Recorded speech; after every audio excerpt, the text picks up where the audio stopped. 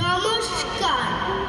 কবিতা আমকাহিনী রামায়ণী, কবি ভবানী প্রসাদ মজুমদার।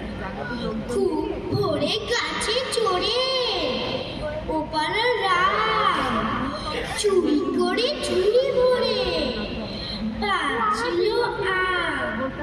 সারা পেল লাঠি হাতে মালি বলে, পাজি পুরো গাছি করে দিলি খালি।